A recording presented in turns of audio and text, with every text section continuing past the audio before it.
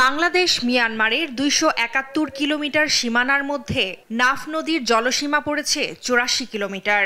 কিন্তু ৩ মাস ধরে নাফ নদীর জলসীমায় মিয়ানমারের সশস্ত্র গোষ্ঠী আরাকান আর্মির টহল তৎপরতা বেড়েছে। সেই সঙ্গে নাফ নদী থেকে জেলেদের ট্রলার সহ অপহরণের ঘটনাও বেড়েছে। এ কারণে নিষেধাজ্ঞা শুরুর আগেই টেকনাফের অন্তত ৪০০ ট্রলারের ৩,০০০ জেলে ৫ দিন ধরে নাফ নদী ও বঙ্গোপসাগরে মাছ ধরা বন্ধ রেখেছেন। ট্রলার মালিকদের দাবি, আরাকান আর্মির সদস্যরা দ্রুতগতির স্পিডবোট নিয়ে নাফ নদীর বাংলাদেশের জলসীমায় ঢুকে পড়ছেন। তারা অস্ত্রের মুখে টেকনাফের জেলে সহ মাছ ধরার ট্রলার ধরে নিয়ে যাচ্ছে। বিজিবির তৎপরতায় সম্প্রতি কিছু জেলেকে ফেরত আনা গেলেও অপহরণের ঘটনা বন্ধ হচ্ছে না।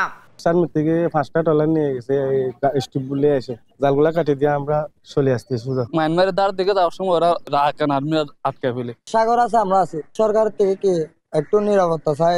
এদিকে সীমানা অতিক্রম না করলেও ফিশিং ট্রলার ডাকাতি করতে অপহরণ কাণ্ড চলছে বলে অভিযোগ বোট মালিক সমিতির। বেশিরভাগ সময় মানুষ ফিরিয়ে দিলেও ট্রলার রেখে দেয় আরাকান আর্মি। খাদ্য থাকে আমাদের বোটে, মাছ থাকে, তেল থাকে, ওইটার জন্য আমাদের ট্রলারগুলো ওইটা নিয়ে যাওয়ার পরে মানুষগুলি সারিয়ে দিয়ে আমাদের ট্রলার ঘরে রেখে দেয়। টেকনাফের জেলেদের সতর্ক করা হয়েছে উল্লেখ করে তারা মিয়ানমারের জলসীমায় না ঢুকলেও অপহরণের শিকার হচ্ছেন বলে জানান উপজেলা নির্বাহী কর্মকর্তা। যেহেতু আরাকানদের সাথে আমাদের এখনো কোনো ফর্মাল সম্পর্ক নাই, সেই ক্ষেত্রে আমাদের প্রথম অনুরোধটাই হলো জেলেরা যেন কোনো ক্রমেই আমাদের বাংলাদেশ সীমানা অতিক্রম না করে। অপহরণ আতঙ্কে ২.৫ মাস ধরে তেমন মাছ আহরণ করতে পারেনি জেলেরা।